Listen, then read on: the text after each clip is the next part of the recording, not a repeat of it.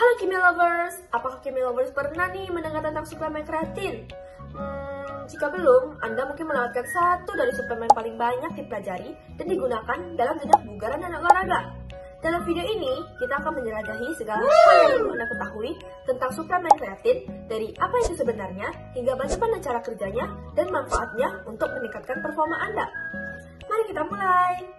Nah, sebelumnya nih, apakah Kimia Lovers tahu apa itu kreatin? Kreatin merupakan senyawa alami yang diproduksi oleh tubuh dan juga ditemukan dalam makanan seperti daging dan ikan. Kreatin merupakan senyawa organik nitrogen yang diproduksi secara alami dalam tubuh manusia dan hewan vertebrata lainnya. Kreatin memiliki rumus kimia C4H9N3O2 dan struktur kimia yang mirip dengan asam amino.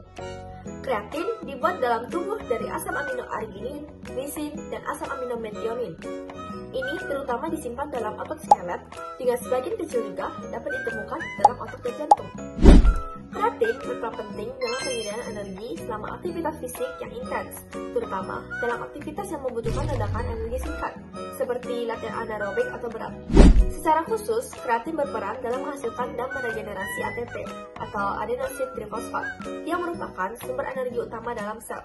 Kreatin dapat bereaksi dengan air untuk membentuk kreatin fosfat, yang kemudian digunakan untuk menyediakan energi selama kontraksi otot. Proses ini melibatkan perpindahan grup fosfat dari kreatin fosfat ke ADP, atau biasa dikenal dengan adenosine difosfat, membentuk ATP yang dapat digunakan kembali untuk menyediakan energi bagi sel. Kreatin itu banyak manfaatnya loh, Kimia Lovers.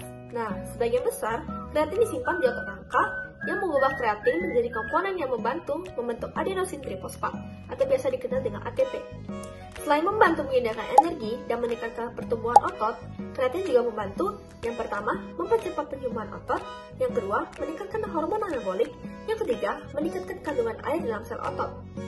Pada orang yang berolahraga dengan teratur, suplemen kreatin dapat membantu, yang pertama, memperbaiki performa, kedua, membantu masa penyembuhan setelah olahraga berat, ketiga, meningkatkan massa otot, keempat, mencegah cedera otot, kelima, membantu atlet lebih toleran dengan aktivitas berat, yang keenam, mengurangi kekencangan otot. Kimia Lovers, kreatin juga memiliki berbagai manfaat lainnya di luar membangun otot loh, seperti yang pertama, meningkatkan kinerja kognitif lansia. Jadi, selain meningkatkan massa otot, menurut penelitian yang dipublikasikan dalam jurnal Aging Neuropsychology and Cognition, kreatin memberikan manfaat pada kinerja kognitif lansia. Yang kedua, turunkan kadar gula darah.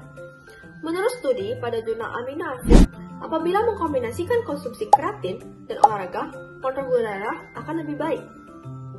Kreatin mampu menurunkan kadar gula darah dengan meningkatkan fungsi transporter glukosa tipe 4 yang merupakan molekul pembawa gula darah ke otot. Yang ketiga, cegah penyakit saraf. Penyakit saraf seperti penyakit neurologis yang disebabkan pengurangan fosfokreatin pada otak, Alzheimer, stroke iskemik, epilepsi, cedera otak, atau sumsum tulang belakang, hingga amyotrophic lateral sclerosis dapat dibantu dengan kreatin yang mampu mengembalikan simpanan fosfor sebanyak 72% dan 25% serta mempertahankan fungsi otak harian dan mengurangi kematian sel.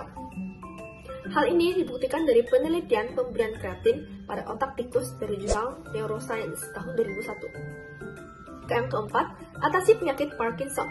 Dilansir dari Daily Caring, penyakit Parkinson disebabkan hilangnya dopamin di substansia nigra batang otak. Sedangkan studi pada Journal of Neurology, Neurosurgery, and Psychiatry menyatakan bahwa kadar dopamin yang berkurang dalam jumlah besar akan mengakibatkan kematian sel otak, kehilangan fungsi otot, gangguan bicara, dan tremor. Dilansir dari headline, percobaan pada tikus yang menderita Parkinson menunjukkan kreatin ternyata mampu mencegah penurunan tingkat dopamin hingga 90%. Namun, bukan berarti kreatin bisa sembarangan digunakan ya, Kimia Lovers. Dosis harian penggunaan kreatin berdasarkan rekomendasi FDA merupakan 5 gram per hari. Penggunaan kreatin secara berlebihan dapat memberatkan fungsi kerja ginjal, hati, dan otot.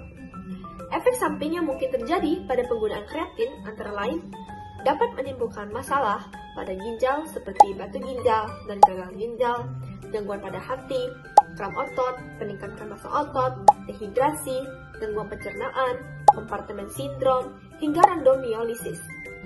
Kasus overdosis kreatin sempat terjadi pada seorang laki-laki sehat berusia 32 tahun datang dengan riwayat penyakit selama 2 minggu mual dan kelemahan. Dia telah mengkonsumsi kreatin monohidrat 20 gram per hari selama 3 hari, diikuti 1 gram per hari selama 3 minggu. Kreatin yang serum adalah 4,3 mg per desiliter atau 380 mikromol per liter. Saat masuk, meningkat menjadi 6,2 mg per desiliter atau 548 mikromol per liter, dan nefritis interstisial dan gagal ginjal didiagnosis. Setelah pengobatan kortikosteroid, kadar kreatinin serum menurun menjadi 1,8 mg per desiliter atau 160 mikromol per liter. Sumber kreatin dan tidak ada kotoran apapun diselidiki sebagai kemungkinan penyebab efek buruk batu ginjal. Nah, bila Kimi Lovers sempat merasakan efek samping serupa setelah konsumsi kreatin, sebaiknya Kimi Lovers diskusikan dengan dokter spesialis olahraga untuk mendapatkan informasi yang lebih lengkap dan relevan terkait keluhan yang Anda rasakan. Nah, sekarang Kimi Lovers sudah tahu kan mengenai kreatin? Jadi, apa pendapat Kimi Lovers tentang kreatin? Ayo tulis dan kita diskusikan di kolom komentar di bawah ya. Salam kimia!